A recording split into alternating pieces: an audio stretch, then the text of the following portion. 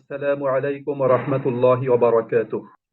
أعوذ بالله من الشيطان الرجيم. بسم الله الرحمن الرحيم.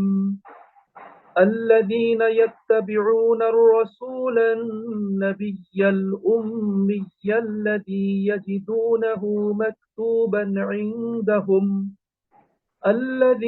يجدونه مكتوبا عندهم في التوراة والإنجيل يأمرهم بالمعروف وينهاهم عن المنكر ويحل لهم الطيبات ويحرم عليهم الخبائث ويضع عنهم إصرهم والأغلال التي كانت عليهم فالذين آمنوا به وعزروه ونصروه واتبعوا النور الذي أنزل معه أولئك هم المفلحون. قل يا أيها الناس إني رسول الله إليكم جميعا الذي له ملك السماوات والأرض لا إله إلا هو يحيي ويميت فآمنوا بالله ورسوله النبي الأمي الذي يؤمن بالله وكلماته واتبعوه لعلكم تهتدون. صدق الله العظيم. সম্মানিত ভাই এবং বোনেরা, আল্লাহ পাকের মেহেরবানি, আল্লাহ রাব্বুল আলামিনের অমীয় বাণী সূরা আরাফের প্রধান দুটো আয়াত আমরা এখানে তার তেলাওয়াত শুনেছি। দীর্ঘ একটা সময় ধরে একটা অংশে সূরা আরাফের মুসা আলাইহিস সালাতু ওয়াস সালামের উম্মত বনি ইসরাইলদের আলোচনা হচ্ছিল। মাঝখানে এসে আল্লাহ সুবহানাহু ওয়া তাআলা এখানে রাসূল করিম সাল্লাল্লাহু আলাইহি সাল্লাতু ওয়াস সালামের নবুয়তের আলোচনা আল্লাহ সুবহানাহু ওয়া তাআলা এখানে উপস্থাপন করলেন। এই দুটো আয়াতের পরেও কিন্তু আবার সেই মুসা আলাইহিস সালাতু ওয়াস সালামের উম্মত এবং বনি ইসরাইলদের আলোচনা সামনে আবার আসবে ইনশাআল্লাহ। মাঝখানে এসে আল্লাহ রাব্বুল আলামিন এখানে বনি ইসরাইলকে নবী মুহাম্মদ সাল্লাল্লাহু আলাইহি ওয়াসাল্লামের আনুগত্য করার জন্য আল্লাহ পাক একটা দাওয়াত এখানে প্রদান করলেন। এই দুটো আয়াতের মূল বক্তব্য হচ্ছে যে তোমাদের প্রতি আল্লাহ পাকের রহমত অবতীর্ণ হওয়ার জন্য মুসা আলাইহিস সালাতু ওয়াস সালামের যুগে যেসব শর্ত আরোপ করা হয়েছিল সেই সমস্ত শর্তগুলো এখনো বহাল রয়ে গিয়েছে, সেগুলো এখনো বর্তমান আছে। আর তোমাদের এ নবীর প্রতি ঈমান আনার ব্যাপারটি আসলে সেই শর্তগুলোরই অন্যতম একটি শর্ত। অর্থাৎ যে সমস্ত শর্তগুলো পূরণ করলে আল্লাহ রাব্বুল আলামিন তোমাদের প্রতি তার অবারিত রহমতের দ্বার খুলে দিবেন, তোমাদের প্রতি রহমত নাজিল করবেন, সেই শর্তগুলোর ভিতর অন্যতম একটা শর্ত হলো যে তোমাদের নবী মুসা আলাইহিস সালাতু ওয়াস সালাম তার পরবর্তীতে আগত আরেকজন নবী আগমনের যে সুসংবাদ প্রদান করেছিলেন, সেই সুসংবাদের আলোকে আগত নবী মুহাম্মদুর রাসূলুল্লাহ সাল্লাল্লাহু আলাইহি ওয়াসাল্লাম তিনি চলে এসেছেন। সুতরাং সেই শর্তগুলোর অন্যতম দাবি হলো তোমরা নবী মুহাম্মদ সাল্লাল্লাহু আলাইহি ওয়াসাল্লামের উপর ঈমান আনয়ন করো। তোমাদের বলা হয়েছিল যারা আল্লাহ পাকের নাফরমানি থেকে বিরত থাকবে তারা আল্লাহ পাকের রহমত লাভ করবে। তাই তো এই নবী মুহাম্মদুর রাসূলুল্লাহ সাল্লাল্লাহু আলাইহি ওয়াসাল্লামের উপর ঈমান আনয়ন না করা, তার নেতৃত্ব গ্রহণ করতে অস্বীকার করা, এটা হলো সবচেয়ে বড় নাফরমানি। কাজেই তোমরা যতদিন এই নাফরমানি থেকে বিরত না হবে ততদিন তোমাদের সৎকর্মগুলো সেটা আল্লাহ পাকের দরবারে গৃহীত হবে না। তোমাদের ছোটখাটো নেক আমলের দ্বারা তোমরা যতটুকু অহংকার গর্ব করে থাকছো, প্রচার করছো, সেগুলো আল্লাহ পাকের কাছে গ্রহণযোগ্য হবে না যতক্ষণ পর্যন্ত নবী মুহাম্মদুর রাসূলুল্লাহ সাল্লাল্লাহু আলাইহি ওয়াসাল্লামের অনুসরণ এবং অনুকরণ তোমরা না করবে। সাইয়েদেনা রাসূল করিম সাল্লাল্লাহু আলাইহি ওয়াসাল্লামের এই মর্মে হাদিস রয়েছে, তিনি বলেছেন এই উম্মতের যে কোনো ব্যক্তি যে আমার নাম শুনলো, সে ইহুদি হোক অথবা খ্রিস্টান হোক, কিন্তু আমার উপর ঈমান আনয়ন করার পূর্বেই মৃত্যুবরণ করলো, আল্লাহ রাব্বুল আলামিন তাকে জাহান্নামে নিক্ষেপ করবেন।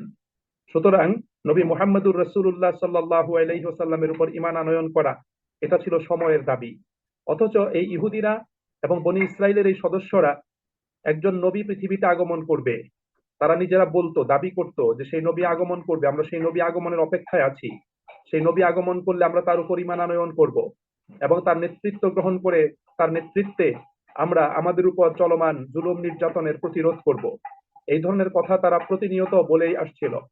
আল্লাহ সুবহানাহু ওয়া তাআলা এই বক্তব্য উপস্থাপন করতে গিয়ে আল্লাহ তাআলা বলছেন, আল্লাযীনা ইয়াত্তাবিউনা, যারা অনুসরণ করে, আর রাসূলান নাবিয়াল উম্মিয়্যা, সেই রাসূলের যিনি ছিলেন উম্মি নবী, অর্থাৎ উম্মি নবী রাসূলের যারা অনুসরণ করে, আল্লাযী ইয়াজিদুনাহু মাকতুবান ইনদাহুম ফিত তাওরাতি ওয়াল ইনজিল, যার উল্লেখ তারা তাদের কাছে রক্ষিত তাওরাত এবং ইনজিলে লিপিবদ্ধ পায়। অর্থাৎ আমরা জানি যে তাওরাতে এবং ইনজিলে নবী মুহাম্মদুর রাসূলুল্লাহ সাল্লাল্লাহু আলাইহি ওয়াসাল্লামের আগমনের সংবাদ আল্লাহ পাক পূর্বে প্রদান করেছিলেন। যেমন সূরা সফের ভিতরে আল্লাহ তাআলা ঈসা আলাইহিস সালাতু ওয়াস সালামের ভাষায় আল্লাহ পাক উপস্থাপন করিয়েছেন। ঈসা আলাইহিস সালাতু ওয়াস সালাম বলেছেন যে মুবাশশিরান বিরাসূলিন ইয়াতি মিন বাদি ইসমুহু আহমদ, যে আমি আমার পরে আগত সেই নবীর ব্যাপারে সুসংবাদ প্রদান করছি, যেই নবীর নাম হবে আহমদ। অর্থাৎ ঈসা আলাইহিস সালাতু ওয়াস সালাম নবী মুহাম্মদ সাল্লাল্লাহু আলাইহি ওয়াসাল্লামের আগমনের সুসংবাদ প্রদান করেছেন এবং নবী মুহাম্মদ সাল্লাল্লাহু আলাইহি ওয়াসাল্লামের আগমনের সুসংবাদ আল্লাহ রাব্বুল আলামিন তাওরাত এবং ইনজিলে দুটো কিতাবেই আল্লাহ তাআলা প্রদান করেছিলেন। বাট ইহুদিরা এবং বনী ইসরাইলের সদস্যরা হঠকারিতামূলক ভাবে, তারা অন্যায় ভাবে নবী মুহাম্মদুর রাসূলুল্লাহ সাল্লাল্লাহু আলাইহি ওয়াসাল্লামের আলোচনাকে, তার উল্লেখটাকে, তার বর্ণনাগুলোকে তারা গোপন করে রেখেছিল। অনেকগুলোকে তারা মুছে দিয়েছিল এবং অনেকগুলোকে তারা পরিবর্তন করেছিল। আল্লাহ রাব্বুল আলামিন সেই বিষয়টি তাদের স্মরণ করিয়ে দিয়েছেন যে তাদের বিকৃত, পরিবর্তিত তাওরাত এবং ইনজিল বর্তমানে যে অবস্থাতে আছে, সে অবস্থাতেও সেখানে নবী মুহাম্মদুর রাসূলুল্লাহ সাল্লাল্লাহু আলাইহি ওয়াসাল্লামের আলোচনা এবং বর্ণনা রয়েছে। এবং কোরআন যখন নাজিল হচ্ছিল, কোরআন নাজিল হওয়া সময়কালীন সময়ে তাওরাত এবং ইনজিলে নবী মুহাম্মদুর রাসূলুল্লাহ সাল্লাল্লাহু আলাইহি সাল্লাতু ওয়াস সালামের আলোচনা তাওরাত এবং ইনজিলে লিপিবদ্ধ ছিল। এইজন্য আল্লাহ তাআলা বলছেন যে এই নবীর আলোচনা, এই নবীর বিষয়টি তাদের কাছে রক্ষিত তাওরাত এবং ইনজিলে তারা লিপিবদ্ধ রূপে পায়। সম্মানিত ভাই এবং বন্ধুরা, এই অংশে আল্লাহ সুবহানাহু ওয়া তাআলা নবী মুহাম্মদুর রাসূলুল্লাহ সাল্লাল্লাহু আলাইহি ওয়াসাল্লামের তিনটা বৈশিষ্ট্যের কথা বলেছেন। একটা বৈশিষ্ট্য হলো রাসূল, দ্বিতীয় বৈশিষ্ট্য হলো নবী, এবং এর সাথে তৃতীয় আরেকটা বৈশিষ্ট্য আল্লাহ পাক উল্লেখ করেছেন, সেটা হলো উম্মি। উম্মি শব্দের শাব্দিক অর্থ হলো নিরক্ষর, অর্থাৎ পড়াশোনা লেখাপড়া যিনি জানেন না, আরবি ভাষায় তাকে উম্মি বলা হয়। এটা আল্লামা বাগবী রহমতুল্লাহ আলাইহি এর মতামত। রাসূল করিম সাল্লাল্লাহু আলাইহি ওয়াসাল্লাম নিজেও তার সম্পর্কে বলেছেন, যেটা সহিহ বুখারীর 1080 নম্বর হাদিসে উল্লেখিত হয়েছে, যে আমরা নিরক্ষর জাতি, আমরা লিখতেও জানি না এবং হিসাব জানি না। সাধারণত আরবদেরকে এ কারণেই কোরআনুল কারীমে উম্মিয়িন বা নিরক্ষর জাতি বলে আল্লাহ রাব্বুল আলামিন অভিহিত করেছেন। অর্থাৎ তাদের মধ্যে লেখাপড়ার প্রচলন খুবই কম ছিল। আবার কারো কারো মতে উম্মি শব্দটি শব্দের দিকে সম্পর্ক যুক্ত করে বলা হয়েছে। শব্দের অর্থ হলো মা, অর্থাৎ তার মা তাকে যেভাবে দুনিয়াতে প্রসব করেছে তিনি সেভাবেই রয়ে গিয়েছেন। অর্থাৎ তার ভিতর কোনো পরিবর্তন আসেনি, কোনো পাপ, কোনো পঙ্কিলতা তাকে স্পর্শ করেনি। তিনি যেমন নিষ্পাপ অবস্থায় পৃথিবীতে আগমন করেছেন, তিনি সেরকম নিষ্পাপ অবস্থাতেই পৃথিবীতে রয়ে গিয়েছেন। আবার কারো কারো মতে এই শব্দটি উম্মত শব্দের দিকে সম্পর্ক যুক্ত করে বলা হয়েছে, অর্থাৎ এমন নবী যেই নবীর একটি বিশাল উম্মত থাকবে এবং সেই উম্মতের সদস্যরা নবী মুহাম্মদুর রাসূলুল্লাহ সাল্লাল্লাহু আলাইহি সাল্লাতু ওয়াস সালাম রেখে যাওয়া দ্বীনের প্রচার প্রসার এবং প্রতিষ্ঠা কল্পে তারা দায়িত্ব পালন করবে। আরেকজনের মতে যেটাকে উম্মুল কোরার সাথে সম্পর্ক যুক্ত করা হয়েছে। উম্মুল কোরা এটা মক্কা নগরীর একটি নাম, অর্থাৎ এখানে শব্দকে সংযুক্ত করে বলা হয়েছে যে এই নবী যিনি মক্কাতে বসবাসকারী হবেন। সুতরাং এটা নবী মুহাম্মদুর রাসূলুল্লাহ সাল্লাল্লাহু আলাইহি সাল্লাতু ওয়াস সালামের এটা হলো একটি গুণ এবং বৈশিষ্ট্য। তবে উম্মি শব্দের আসল অর্থই হলো কিন্তু নিরক্ষর। যদিও নিরক্ষর হওয়াটা এটা কোনো সম্মানজনক অবস্থান নয়, কিন্তু রাসূল করিম সাল্লাল্লাহু আলাইহি ওয়াসাল্লামকে উম্মি বলার পিছনে আল্লাহ নবী সাল্লাল্লাহু আলাইহি ওয়াসাল্লামের নবুয়তের, তার রিসালাতের প্রমাণ হিসাবে আল্লাহ রাব্বুল আলামিন এখানে উপস্থাপন করেছেন যে নবী মুহাম্মদুর রাসূলুল্লাহ তিনি যদি লেখাপড়া জানতেন, তার যদি শিক্ষাগত সনদ থাকতো, তিনি যদি কোনো একাডেমিক পড়াশোনা করতেন এবং পড়াশোনা করার পরে তার নিকট থেকে জ্ঞানের কথা প্রচারিত হতো, প্রকাশ পেত, তাহলে সেটা খুব আশ্চর্যজনক, বিস্ময়কর মনে হতো না, কারণ জ্ঞানীরা জ্ঞানীর কথা বলেই থাকেন। কিন্তু নবী মুহাম্মদুর রাসূলুল্লাহ সাল্লাল্লাহু আলাইহি ওয়াসাল্লাম তিনি নিরক্ষর ছিলেন, কিন্তু তার নিকট থেকে জ্ঞানের ভান্ডার বের হয়েছে, তিনি জ্ঞানের কথা বলেছেন, এটাই হলো তার জন্য বিস্ময়কর। এই বিষয়টি আল্লাহ রাব্বুল আলামিন কোরআনুল কারীমে সূরা আনকাবুতের 48 এবং 49 নম্বর আয়াতে আল্লাহ পাক আলোচনা করেছেন। যেমন আল্লাহ তাআলা বলেন, ওমা কুনতা তাতলু মিন ক্বাবলিহি মিন কিতাবিন ওয়ালা তাখুতুহু বিয়ামিনিক ইযাল লারতাবাল মুবতিলুন। আল্লাহ বলছেন, তুমি তো এই কোরআন পাঠের পূর্বে কোনো কিতাব পাঠ করো নাই এবং স্বহস্তে নিজ হাতে কোনো কিতাব তুমি লেখো নাই। যদি তুমি এই কোরআন পাঠের পূর্বে অন্য কোনো বই পুস্তক কিতাব পড়তে অথবা নিজ হাতে যদি তুমি কোনো কিছু লিখতে, তাহলে মিথ্যাচারীরা, বাতিলপন্থীরা তারা সন্দেহ পোষণ করত। বাল হুয়া আয়াতুম বাইয়িনাতুন ফি সুদুরিল্লাযিনা উতুল ইলম, বরং যাদেরকে জ্ঞান দেয়া হয়েছে বস্তুত তাদের অন্তরে এটা একটা সুস্পষ্ট নিদর্শন।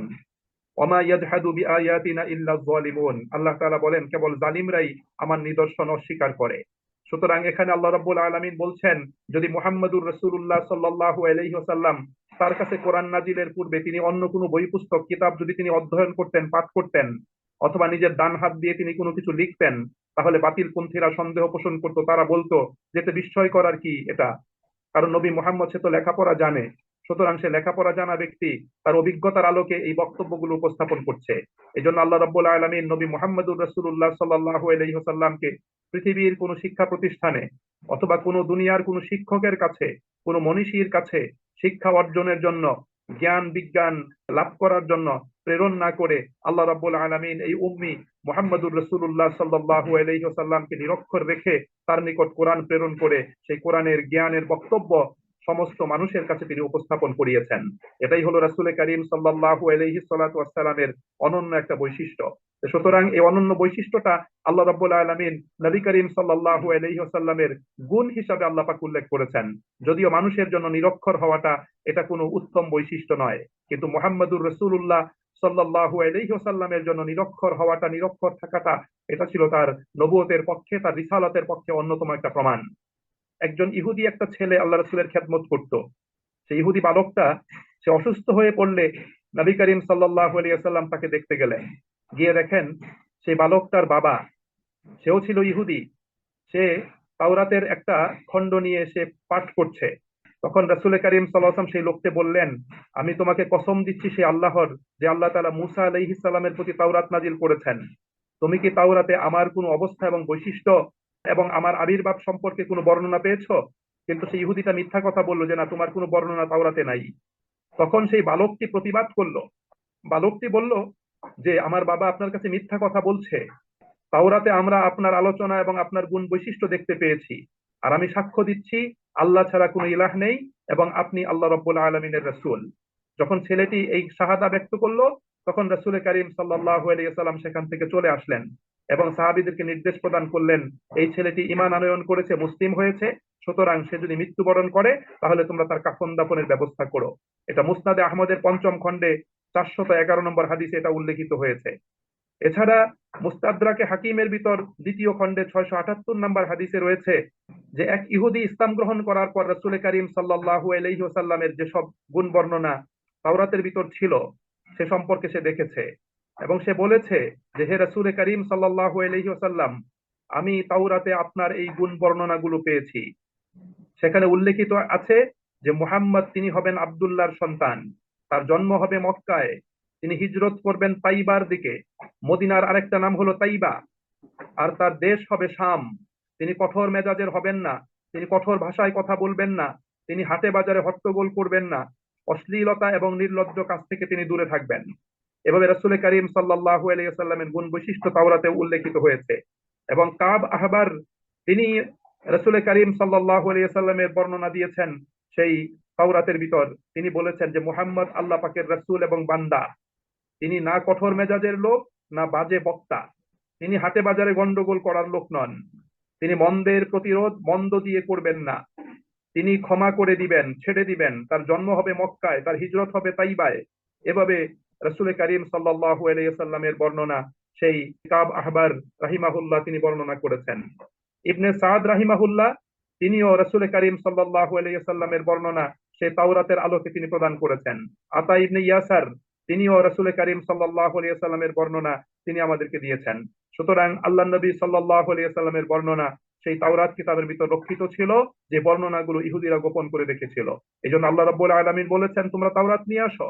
এবং রাসূল করিম সাল্লাল্লাহু আলাইহি ওয়াসাল্লাম ইহুদিদের এ সমস্ত তাওরাতের বক্তব্যগুলোকে গোপন করার জন্য তিনি বিভিন্ন সময় তাদেরকে তাওরাত উপস্থাপন করে তাওরাত তেলাওয়াত করার জন্য আহ্বান জানিয়েছিলেন। যেমন সূরা আলে ইমরানের 93 নম্বর আয়াতে রয়েছে যে সেখানে ইহুদিরা নিজেদের উপর উটের গোশতকে হারাম করে নিয়েছিল এবং তারা বলেছিল যে ইয়াকুব আলাইহিস সালাতু ওয়াস সালাম তিনি উটের গোশত হারাম করেছেন। কিন্তু আল্লাহ রাব্বুল আলামিন সেখানে প্রতিবাদ করে তাদেরকে জানিয়েছিলেন যে ইয়াকুব আলাইহিস সালাতু ওয়াস সালাম তার একটা রোগের কারণে তিনি সাময়িকভাবে উটের গোশত তিনি খান নাই, কিন্তু এটা ইহুদিদের জন্য হালাল ছিল। সেখানে আল্লাহ রাব্বুল আলামিন রাসূলের জবানে তাদেরকে দিয়ে বলিয়েছিলেন যে ফাতু বিত-তাওরাহ, তোমরা তাওরাত নিয়ে আসো, ফাতলুহা, এবং সেটা তেলাওয়াত করো, ইন কুনতুম সাদিকিন, যদি তোমরা সত্যবাদী হয়ে থাকো। কিন্তু তারা তাওরাত আনয়ন করেনি এবং তাওরাত রাসূলের সামনে তারা তেলাওয়াতও করেনি। এখানে নবী মুহাম্মদুর রাসূলুল্লাহ সাল্লাল্লাহু আলাইহি ওয়াসাল্লামের আলোচনা আল্লাহ পাক তাওরাতে করেছিলেন, কিন্তু তারা সেটাকে কি করেছে, বারবার সেটাকে অস্বীকার করেছে। কিন্তু তারা তাওরাত এনে রাসূল করিম সাল্লাল্লাহু আলাইহি ওয়াসাল্লামের সামনে সেটাকে উপস্থাপন করেনি এবং সেটাকে তারা পাঠও করেনি। আল্লাহ রাব্বুল আলামিন রাসূলের আলোচনা তাওরাত এবং ইনজিলে ছিল সে কথা ব্যক্ত করার পরে নবী মুহাম্মদুর রাসূলুল্লাহ সাল্লাল্লাহু আলাইহি ওয়াসাল্লামের কিছু গুণ বৈশিষ্ট্য আল্লাহ পাক এখানে বর্ণনা করছেন। আল্লাহ তাআলা বলেন, ইয়ামুরুহুম বিল মা'রুফ ওয়া ইয়ানহাহুম আনিল মুনকার, যে আল্লাহর নবী সাল্লাল্লাহু আলাইহি সাল্লাতু ওয়াস সালাম আদেশ করেন, তাদেরকে সৎ কাজের আদেশ করেন। ওয়া ইয়ানহাহুম আনিল মুনকার, এবং তাদেরকে তিনি অসৎ কাজ থেকে নিষেধ করেন। অর্থাৎ আমর বিল মা'রুফ নাহি আনিল মুনকার, এটা ছিল নবী মুহাম্মদুর রাসূলুল্লাহ সাল্লাল্লাহু আলাইহি ওয়াসাল্লামের অন্যতম একটা বৈশিষ্ট্য। এই কাজটা তিনি করেছেন। এবং তার আরেকটা বৈশিষ্ট্য হলো ওয়ায়ুহিল্লু লাহুমুত তাইয়্যিবাত ওয়া ইউহাররিমু আলাইহিমুল খাবাইস, তিনি মানব জাতির জন্য পবিত্র এবং পছন্দনীয় বস্তু সামগ্রী হালাল করেছেন। ওয়ায়ুহিল্লু লাহুমুত তাইয়্যিবাত, যত পবিত্র বস্তু আছে, যত পছন্দনীয় বস্তু আছে, সেগুলোকে তিনি হালাল করে দেন। ওয়া ইউহাররিমু আলাইহিমুল খাবাইস, এবং যত পঙ্কিল বস্তু আছে, যত নিকৃষ্ট নাপাক বস্তু আছে, সেগুলোকে তিনি হারাম করবেন। অর্থাৎ অনেক সাধারণ পছন্দনীয় বস্তু সামগ্রী যা শাস্তি স্বরূপ বনী ইসরায়েলদের উপর হারাম করে দেওয়া হয়েছিল, অথবা নিজেরা হঠকারিতামূলক ভাবে যেগুলোকে হারাম করে নিয়েছিল, নবী মুহাম্মদুর রাসূলুল্লাহ সাল্লাল্লাহু আলাইহি ওয়াসাল্লাম সেগুলোকে হালাল করেছেন। আবার যে সমস্ত হারাম বস্তুকে তারা হালাল করে নিয়েছিল, যেমন তারা সুদকে হালাল করে নিয়েছিল, এবং তারা মদ্যপান, মৃত জন্তু, রক্ত, জুয়া এবং অন্যের সম্পদ জোর করে আত্মসাৎ করা, এগুলোকে তারা হালাল করে নিয়েছিল। নবী মুহাম্মদুর রাসূলুল্লাহ সাল্লাল্লাহু আলাইহি ওয়াসাল্লাম এ সমস্ত নিষিদ্ধ বস্তুগুলোকে তিনি আবার কি করেন, হারাম করে দেন। তাহলে এটা হলো তার অন্যতম আরেকটা বৈশিষ্ট্য। এরপর আরেকটা বৈশিষ্ট্য হলো ওয়ায়াদউ আনহুম ইসরাহুম ওয়াল আগলাল আল্লাতী কানাত আলাইহিম, এটা তার তৃতীয় গুণ, যে রাসূল করিম সাল্লাল্লাহু আলাইহি ওয়াসাল্লাম মানুষের উপর চেপে থাকা বোঝা এবং প্রতিবন্ধকতা গুলো তিনি সরিয়ে দিবেন। ইসরুন শব্দের অর্থ হলো ভারী বোঝা, যা নিয়ে মানুষ চলাচল করতে অক্ষম। আর আগলাল শব্দের অর্থ হলো যে সেই হাতকড়া, যে হাতকড়া কোনো অপরাধীর হাতে তার ঘাড়ের সাথে লাগিয়ে রাখা হয়, অর্থাৎ সে স্বাভাবিকভাবে সে আর চলাফেরা করতে পারে না, এটাকে আগলাল বলা হয়। সুতরাং ইসরুন এবং আগলাল, তাদের উপর সেই ভারী বোঝা এবং তাদের সেই বেড়ি, তাদের সেই হাতকড়া, তাদের সেই শৃঙ্খল, তিনি সেটাকে অপসারিত করে দিবেন। অর্থাৎ অসহনীয় চাপ এবং আবদ্ধতা বলতে এই আয়াতে যে সমস্ত কঠিন এবং সাধ্যাত্মিক কর্তব্যের বিধিবিধানকে বোঝানো হয়েছে, তা প্রকৃতপক্ষে দ্বীনের উদ্দেশ্য ছিল না, কিন্তু বনী ইসরাইল সম্প্রদায়ের উপর একান্ত শাস্তি হিসাবে এগুলো আরোপ করা হয়েছিল। যেমন আল্লাহ রাব্বুল আলামিন তাদের উপর কঠিন বোঝা দিয়েছিলেন। সেই কঠিন কি, যেমন গনিমতের মাল তাদের জন্য খাওয়াটা হালাল ছিল না, এটা তারা নির্দিষ্ট স্থানে রেখে আসতো, আকাশ থেকে আগুন এসে সেগুলোকে ভস্ম করে দিত, জ্বালিয়ে দিত। সুতরাং এটাও ছিল তাদের উপর একটা আল্লাহ পাকের পক্ষ থেকে কঠিন একটা চাপ। এরপরে শনিবার দিন তাদের জন্য মাছ শিকার করা হারাম ছিল, নিষিদ্ধ ছিল, অথচ এটা তাদের জীবন জীবিকার জন্য খুব প্রয়োজনীয় একটা বিষয় ছিল। এছাড়া আল্লাহ রাব্বুল আলামিন আরো কঠিন কঠিন বিষয় তাদের উপর আল্লাহ পাক চাপিয়ে দিয়েছিলেন। তাদের শরীরের কাপড়ে কোনো নাজাসত নাপাকি লাগলে সে কাপড়ে সে অংশটা কেটে ফেলে দিতে হতো, সেটা ধুইলে পরিষ্কার হতো না। এরকম কঠিন বোঝা আল্লাহ পাক তাদের উপর চাপিয়ে দিয়েছিলেন। নবী মুহাম্মদুর রাসূলুল্লাহ সাল্লাল্লাহু আলাইহি ওয়াসাল্লাম তাদের জন্য এই বিষয়গুলোকে তিনি সহজ করে দিয়েছেন। এজন্য আল্লাহর নবী সাল্লাল্লাহু আলাইহি ওয়াসাল্লামের মাধ্যমে আল্লাহ রাব্বুল আলামিন মানব জাতির জন্য সহজ একটা দ্বীনের ব্যবস্থা আল্লাহ পাক করেছেন। এক হাদিসে রাসূল করিম সাল্লাল্লাহু আলাইহি ওয়াসাল্লাম বলেছেন, সহিহ বুখারীর 39 নম্বর হাদিস, তিনি বলেছেন, আদ-দীনু ইউসরুন, দিন হলো সহজ, আর দিন ও ইউসরুন, দিন হলো সহজ। অন্য আরেকটা হাদিসে রাসূল করিম সাল্লাল্লাহু আলাইহি সাল্লাতু ওয়াসসালাম তিনি বলেছেন, ইয়াসসিরু ওয়ালা তুআসসিরু, তোমরা মানুষের জন্য সহজ করো, মানুষের জন্য কঠিন করো না। বাশশিরু ওয়ালা তুনাফফিরু, তোমরা মানুষকে সুসংবাদ দান করো, মানুষকে তোমরা নিরুৎসাহিত করো না। এটা রাসূল করিম সাল্লাল্লাহু আলাইহি ওয়াসাল্লামের একটা গুরুত্বপূর্ণ একটা বৈশিষ্ট্য ছিল। এছাড়া আল্লাহ রাব্বুল আলামিন কোরআনুল কারীমের বিভিন্ন আয়াতে দিন যে আমাদের জন্য সহজ সে বিষয়টি আল্লাহ রাব্বুল আলামিন তিনি আমাদের কাছে উপস্থাপন করেছেন। যেমন সূরা বাকারার 185 নম্বর আয়াতে আল্লাহ তাআলা বলেছেন, ইউরিদুল্লাহু বিকুমুল ইউসরা ওয়ালা ইউরিদু বিকুমুল উসরা, তোমাদের জন্য যা কিছু সহজ আল্লাহ তাআলা সেই সহজতা চান, যা কিছু তোমাদের জন্য কঠিন আল্লাহ তাআলা সেই কঠিন তোমাদের উপর চান না। আল্লাহ তাআলা সূরা হজের 78 নম্বর আয়াতে বলেছেন, ওমা জাআলা আলাইকুম ফিদ-দীনি মিন হারাজ, আল্লাহ তাআলা দ্বীনের ব্যাপারে তোমাদের উপর কোনো কঠোরতা আরোপ করেন নাই। এজন্য আল্লাহ সুবহানাহু ওয়া তাআলা আবার সূরা বাকারার 286 নম্বর আয়াতে আল্লাহ তাআলা বলেছেন, লা ইউকাল্লিফুল্লাহু নাফসান ইল্লা উসআহা, আল্লাহ রাব্বুল আলামিন মানুষের সাধ্যের অতীত অর্থাৎ বহন করতে সক্ষম হবে না এরকম কোন কঠিন দায়িত্বের বোঝা আল্লাহ রাব্বুল আলামিন মানুষের উপর চাপিয়ে দেননি।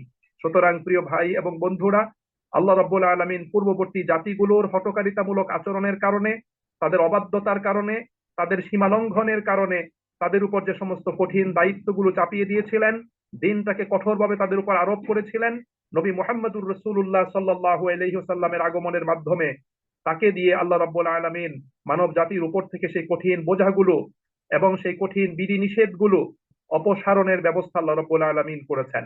সুতরাং নবী মুহাম্মদুর রাসূলুল্লাহ সাল্লাল্লাহু আলাইহি ওয়াসাল্লামের গুণ বৈশিষ্ট্য আলোচনা করতে গিয়ে আল্লাহ তাআলা বলেছেন, তিনি এমন নবী যিনি মানব জাতির উপর থেকে সকল প্রকার কঠিন দায়িত্বের বোঝাগুলো হালকা করে দেন এবং যে সমস্ত শৃঙ্খলে শরীয়তের কঠিন বিধি বিধানের শৃঙ্খলে তারা আবদ্ধ ছিল সেই বিধিবিধানের শৃঙ্খল থেকে তিনি তাদেরকে মুক্ত করেন।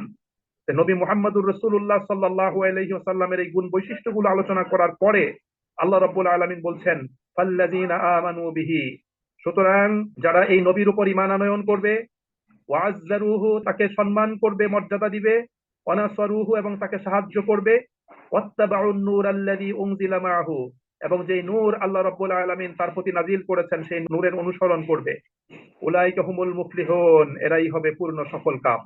সম্মানিত ভাই এবং বোনেরা, নবী মুহাম্মদুর রাসূলুল্লাহ সাল্লাল্লাহু আলাইহি ওয়াসাল্লামের বিশেষ ও পরিপূর্ণ গুণ বৈশিষ্ট্যের আলোচনার পর আল্লাহ রাব্বুল আলামিন বলছেন যে তাওরাত ও ইনজিলে আখিরি নবী মুহাম্মদ সাল্লাল্লাহু আলাইহি ওয়াসাল্লামের প্রকৃষ্ট গুণ বৈশিষ্ট্য লক্ষণাদি বাতলে দেওয়ার পরিণতি এই যে, যারা আপনার প্রতি ঈমান আনবে, আপনার সহায়তা করবে এবং আপনার সাথে প্রেরিত নূরের অনুসরণ করবে, তারাই হলো কল্যাণ প্রাপ্ত।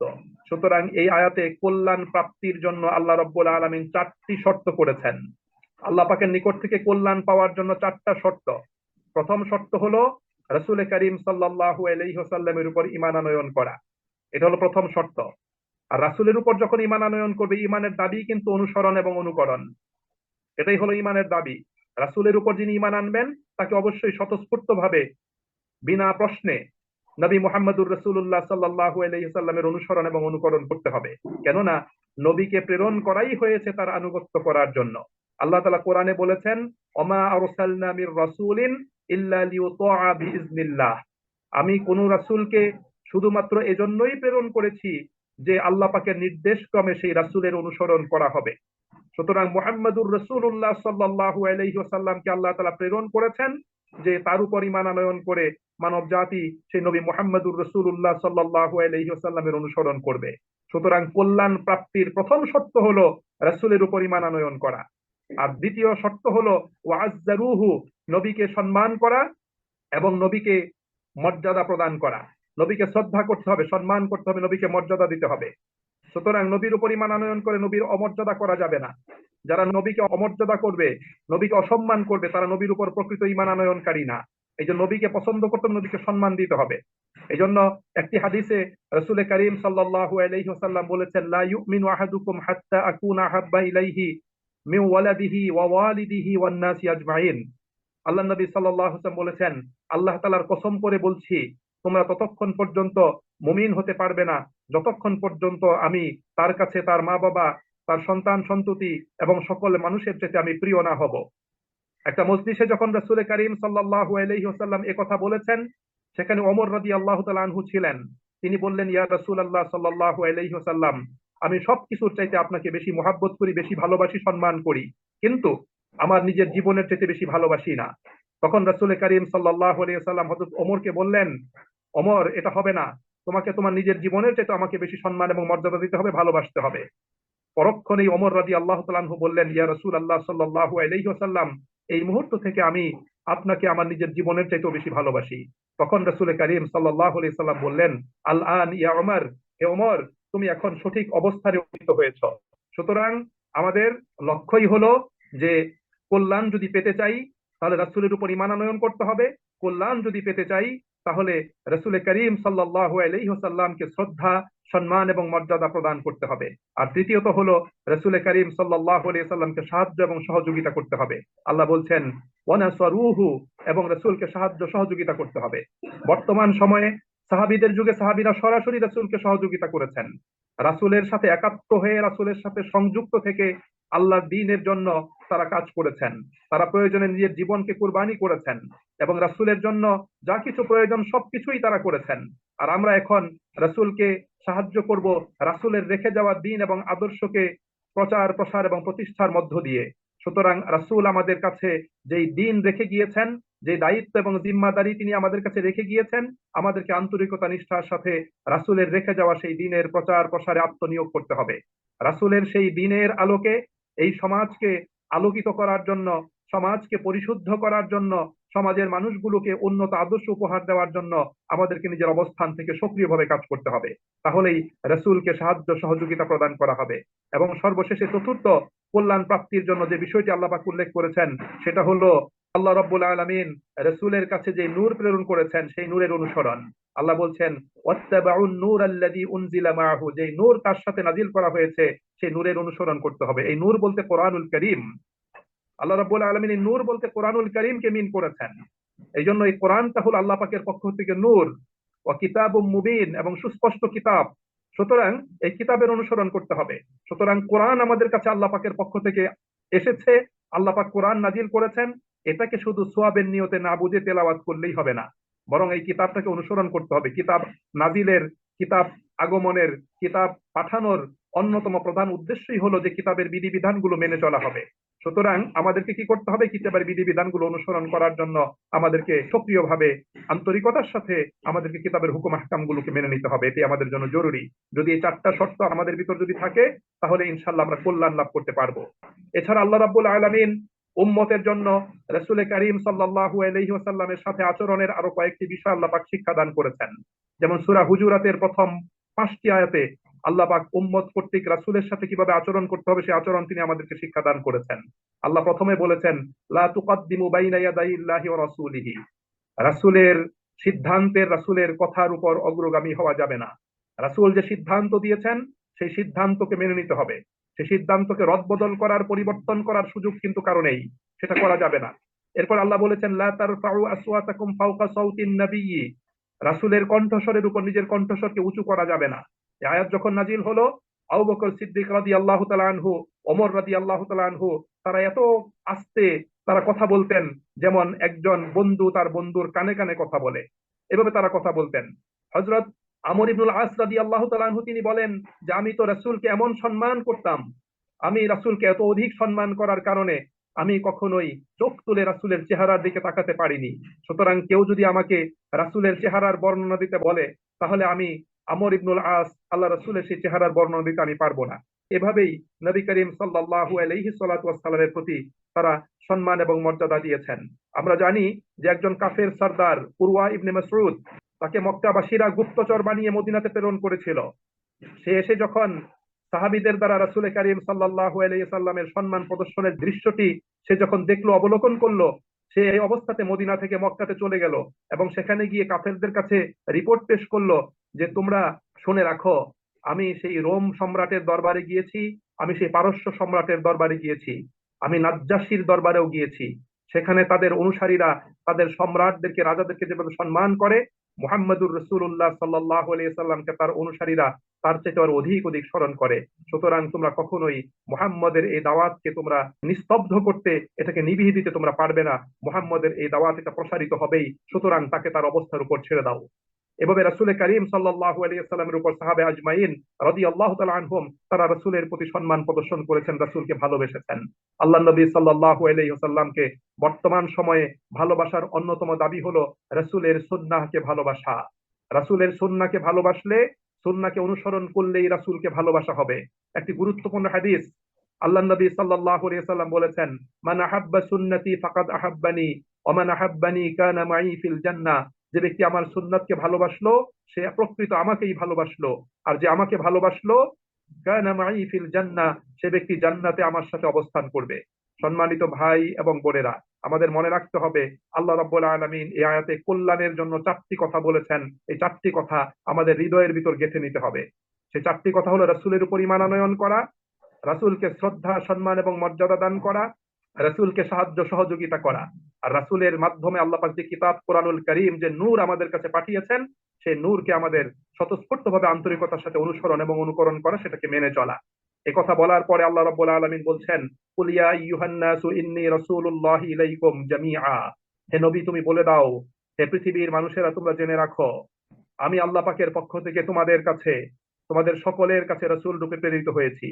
আল্লাযী লাহু মুলকুস সামাওয়াতি ওয়াল আরদ, যিনি আকাশমণ্ডল এবং পৃথিবীর সার্বভৌমত্বের অধিকারী। লা ইলাহা ইল্লাহু, যিনি ব্যতীত কোনো ইলাহ নেই। ইউহয়ী ওয়া ইউমীত, যিনি জীবন দান করেন, যিনি মৃত্যু দান করেন। ফাআমিনু বিল্লাহি ওয়া রাসূলিহি, সুতরাং তোমরা ঈমান আনয়ন করো আল্লাহর প্রতি এবং তার সেই রাসূলের প্রতি। আন-নাবিয়্যিল উম্মিয়্যি, যিনি হলেন একজন উম্মি নবী। আল্লাযী ইউমিনু বিল্লাহি ওয়া কালিমাতি, যেই নবী আল্লাহর প্রতি এবং তার কালিমা সমূহের প্রতি ঈমান রাখেন। ওয়াত্তাবিউহু, এবং তোমরা সেই রাসূলের অনুসরণ করো। লাআল্লাকুম তাহতাদুন, তাহলেই তোমরা হেদায়েত লাভ করতে সক্ষম হবে।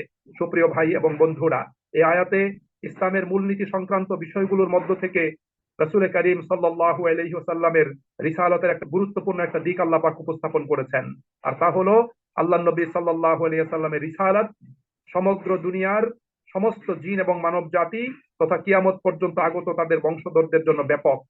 অর্থাৎ নবী করিম সাল্লাল্লাহু আলাইহি ওয়াসাল্লামের নবুয়তের বিশ্বজনীনতা, তিনি বিশ্ববাসীর জন্য প্রেরিত নবী, এই কথাটি আল্লাহ রাব্বুল আলামিন এখানে উপস্থাপন করেছেন। তাই রাসূল করিম সাল্লাল্লাহু আলাইহি ওয়াসাল্লামকে সাধারণভাবে ঘোষণা করে দেওয়ার জন্য নির্দেশ আল্লাহ পাক দিয়েছেন যে আপনি মানুষদেরকে বলে দিন আমি তোমাদের সকলের প্রতি নবী রূপে আগমন করেছি।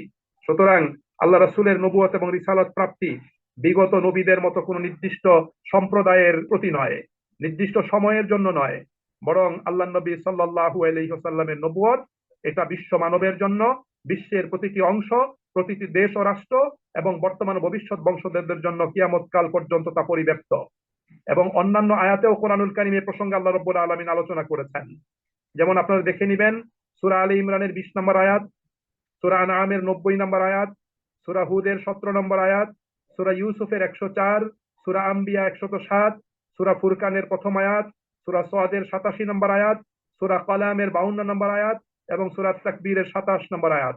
এই সমস্ত আয়াতগুলোতে আল্লাহ রাব্বুল আলামিন রাসূল করিম সাল্লাল্লাহু আলাইহি ওয়াসাল্লামের নবুয়তের বিশ্বজনীনতা আল্লাহ পাক উপস্থাপন করেছেন। এই মর্মে রাসূল করিম সাল্লাল্লাহু আলাইহি ওয়াসাল্লামের একটি হাদিসও রয়েছে। আল্লাহ নবী সাল্লাল্লাহু আলাইহি ওয়াসাল্লাম একটি হাদিসে বলেছেন যে আমাকে আল্লাহ রাব্বুল আলামিন 5টি বিশেষ বিষয় আল্লাহ পাক দান করেছেন যা আমার পূর্বে কোন নবী রাসূলকে দেওয়া হয় নাই। প্রথম বিষয়টা হলো আমার রিসালাত ও নবুয়তকে সমগ্র দুনিয়ার জাতিসমূহের জন্য আল্লাহ রাব্বুল আলামিন ব্যাপক করে দিয়েছেন। আমার পূর্বে যত নবী রাসূল এসেছেন তাদের দাওয়াত ও আবির্ভাব নিজ নিজ সম্প্রদায়ের সাথে সম্পৃক্ত ছিল, কিন্তু আমারটা শুধু মক্কাবাসীদের সাথে সম্পর্কিত নয়, আমারটা গোটা বিশ্ববাসীর জন্য। দ্বিতীয়ত, আমাকে আমার শত্রুর মোকাবেলায় এমন প্রভাব দান করা হয়েছে যে তারা যদি আমার কাছ থেকে 1 মাসের দূরত্বেও থাকে তবুও তাদের উপর আমার প্রভাব ছেয়ে যাবে। এই বৈশিষ্ট্য আল্লাহ পাক তার রাসূলকে দিয়েছেন। তৃতীয়ত, গনিমতের মাল রাসূলের জন্য হালাল করেছেন। চতুর্থ হলো এই পৃথিবীর জল, স্থল এবং অন্তরিক্ষ সবকিছুকে আল্লাহ রাব্বুল আলামিন রাসূলের জন্য মসজিদ তথা সিজদার জায়গা হিসেবে আল্লাহ রাব্বুল আলামিন অনুমোদন প্রদান করেছেন। অর্থাৎ আমরা রাসূলের উম্মত হিসাবে পৃথিবীর যে কোনো জায়গাতে আমরা নামাজ আদায় করতে পারি।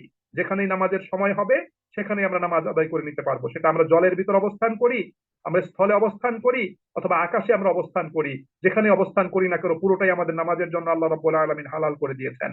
এবং 5 নম্বর হলো আল্লাহ রাসূল সাল্লাল্লাহু আলাইহি ওয়াসাল্লাম বলেন যে আমাকে আল্লাহ রাব্বুল আলামিন সমস্ত নবীদেরকে আল্লাহ পাক একটা দোয়া করার জন্য আল্লাহ পাক সুযোগ দান করেছিলেন। সব নবীরাই দুনিয়াতে তাদের উম্মতের জন্য দোয়া করেছে, কিন্তু আমার দোয়াটি আমি দুনিয়াতে করি নাই। আমার দোয়াটি আমি আখেরাতের জন্য রেখে দিয়েছি। আখেরাতের আমার সে আবেদনটি থাকবে আমার উম্মতের জন্য। আমি আল্লাহ তাআলার কাছে বলবো যে হে আল্লাহ, এই আখেরাত দিবসে আমার উম্মতের ব্যাপারে তুমি আমাকে অপমান করো না, বরং আমার উম্মতকে তুমি মুক্তি দান করো, আমার উম্মতকে তুমি মাফ করে দাও। সুবহানাল্লাহ। এভাবে রাসূল করিম সাল্লাল্লাহু আলাইহি সাল্লাতু ওয়াসসালাম তার নবুয়তের বিষয়গুলো তিনি আমাদের সামনে উপস্থাপন করেছেন। এছাড়া শুরুতে আমি যে একটি হাদিস বলেছিলাম, সে হাদিসটি হলো আবু মুসা আশআরী রাদিয়াল্লাহু তাআলা আনহু থেকে বর্ণিত হাদিস, যা মুসনাদে আহমদের 350 নম্বর হাদিস। সে হাদিসে আল্লাহ নবী সাল্লাল্লাহু আলাইহি ওয়াসাল্লাম বলেছেন, যে লোক আমার আগমন সম্পর্কে শুনবে জানবে, আর তা আমার উম্মতের মধ্য থেকে হোক অথবা ইহুদি খ্রিস্টানদের মধ্য থেকে হোক, সে যদি আমার উপর ঈমান আনয়ন না করেই মৃত্যুবরণ করে তাহলে সে অবশ্যই জাহান্নামী হবে।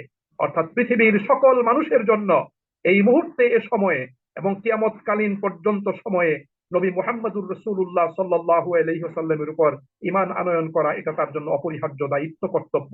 সুতরাং রাসূলকে মেনে নিতে হবে। এটা আল্লাহ রাব্বুল আলামিন নবী মুহাম্মদুর রাসূলুল্লাহ সাল্লাল্লাহু আলাইহি ওয়াসাল্লামের বিশ্ব নবুয়তের বিষয়টি আল্লাহ রাব্বুল আলামিন এখানে উপস্থাপন করেছেন। এজন্য সম্মানিত ভাই এবং বন্ধুরা, এই দুটো আয়াতে আল্লাহ রাব্বুল আলামিন রাসূল করিম সাল্লাল্লাহু আলাইহি ওয়াসাল্লামের বৈশিষ্ট্যগুলো বর্ণনা করেছেন। এই দুটো আয়াতে আল্লাহ রাব্বুল আলামিন বনি ইসরাইল তথা গোটা বিশ্ব মানবতাকে নবী মুহাম্মদুর রাসূলুল্লাহ সাল্লাল্লাহু আলাইহি ওয়াসাল্লামের অনুকরণ করার জন্য বলেছেন। সুতরাং এই অংশটুকু আমাদের জন্য অতীব গুরুত্বপূর্ণ। আমরা মোটামুটি এই অংশে যে শিক্ষাটা পেয়েছি সেই শিক্ষাটা হলো, প্রথম শিক্ষা হলো যে রাসূলের বৈশিষ্ট্য, তিনটা বৈশিষ্ট্য। প্রথমত, একটা হলো তিনি ছিলেন রাসূল, তিনি ছিলেন নবী, তিনি ছিলেন উম্মি। এবং এই উম্মি নিরক্ষর হওয়াটা ছিল রাসূলের নবুয়ত এবং রিসালাতের পক্ষে আল্লাহ পাকের পক্ষ থেকে দলিল। যদিও সাধারণ মানুষের জন্য নিরক্ষর থাকাটা কোনো সম্মানজনক বিষয় নয়, কিন্তু এটা আল্লাহ রাসূলের জন্য এটা ছিল অতীব গুরুত্বপূর্ণ একটা বিষয়। এরপর আল্লাহ রাসূল আরো কিছু বৈশিষ্ট্যের কথা বলেছেন। তিনি সৎ কাজের আদেশ দেন, অসৎ কাজ থেকে নিষেধ করেন। তিনি সকল পবিত্র জিনিসকে হালাল করেন, অপবিত্র নিকৃষ্ট জিনিসকে তিনি হারাম করেন। এবং তিনি মানবতার উপর থেকে সেই দায়িত্বের কঠিন বোঝা এবং তাদের উপর সেই শরীয়তের কঠিন বিধানগুলো সেগুলোকে তিনি অপসারণ করেন এবং সহজতা দান করেন। সুতরাং উম্মত হিসাবে আমাদের কল্যাণ লাভের জন্য চারটা কাজ করা দরকার: নবীর উপর ঈমান আনয়ন করা, নবীকে সম্মান ও মর্যাদা দান করা, নবীকে সাহায্য সহযোগিতা করা এবং নবীর সাথে প্রেরিত সে আসমানি নূর কোরআনুল কারীমের অনুসরণ এবং অনুকরণ করা। আর নবী মুহাম্মদুর রাসূলুল্লাহ সাল্লাল্লাহু আলাইহি ওয়াসাল্লামের উপর ঈমান আনয়ন করার জন্য আল্লাহ রাব্বুল আলামিন এই 158 নম্বর আয়াতে আল্লাহ পাক আদেশ দান করেছেন। আল্লাহ তাআলা বলেছেন এবং সেখানে রাসূলকে অনুসরণ করার জন্য বলেছেন। তিনি বলেছেন যে ফাআমিনু বিল্লাহি ওয়া রাসূলিহি, তোমরা আল্লাহর প্রতি এবং তার রাসূলের প্রতি ঈমান আনয়ন করো। ওয়াত্তাবিউহু, এবং তাকে অনুসরণ করো। লাআল্লাকুম তাহতাদুন, তাহলেই তোমরা হেদায়েত লাভ করতে সক্ষম হবে। সুপ্রিয় ভাই এবং বন্ধুরা, ঈমানের অনিবার্য দাবি হলো আনুগত্য করা, ঈমানের অনিবার্য দাবি হলো অনুসরণ এবং অনুকরণ করা। আল্লাহ রাব্বুল আলামিন সেজন্যই কোরআনুল কারীমে আনুগত্য এবং অনুসরণের বিষয়টিকে আল্লাহ রাব্বুল আলামিন প্রায়োরিটি দিয়েছেন। এটাকে আমাদের করতে হবে, সেই বিষয়টি এখানে উল্লেখ করেছেন। এই জন্য সম্মানিত ভাই এবং বন্ধুরা, আসুন আমরা বেশি বেশি করে কোরআনে আত্মনিয়োগ করি, রাসূলকে জানার জন্য চেষ্টা করি, রাসূলের জীবন আদর্শ জানার জন্য চেষ্টা করি, যাতে আমরা প্রত্যেকেই পরিপূর্ণরূপে আল্লাহ পাকের কোরআনকে এবং রাসূল মুহাম্মদ সাল্লাল্লাহু আলাইহি ওয়াসাল্লামকে অনুসরণ এবং অনুকরণ করতে পারি। আমাদের সমাজ জীবনে একটা শ্রেণীর মানুষ আছে যারা বিভ্রান্ত, যারা রাসূলের সুন্নাহ এবং হাদিসকে যারা অস্বীকার করতে চায়। আমাদের মনে রাখতে হবে, 23 বছরের নবুয়তি জীবনে মুহাম্মদুর রাসূলুল্লাহ তিনি নবুয়তের রিসালাতের পক্ষে যে কাজগুলো করেছেন, দ্বীনের প্রচার প্রসার এবং বাস্তবায়নের জন্য যে কাজগুলো করেছেন, এই কাজগুলোর লিখিত রিটেন ডকুমেন্ট হলো রাসূলের সুন্নাহ এবং হাদিস। সুতরাং আমাদের রাসূল তিনি বোবা ছিলেন না, আমাদের রাসূল তিনি নিষ্কর্মা ছিলেন না।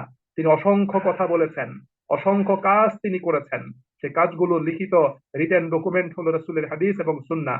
সুতরাং কোরআনকে বুঝতে হলে সুন্নাহকে সাথে রাখতে হবে, সুন্নাহকে পরিত্যাগ করে কোরআন বোঝা যাবে না, সুন্নাহকে বাদ দিয়ে কোরআনের অনুশাসন এবং হুকুম আহকাম গুলো পালনও করা যাবে না।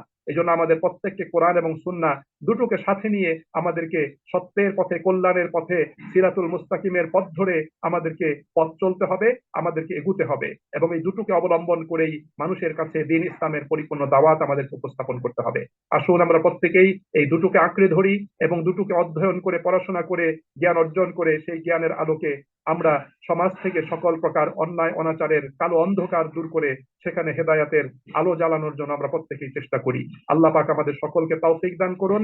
আমিন। ওয়া আখিরু দাওয়ানা আনিল হামদুলিল্লাহি রাব্বিল আলামিন।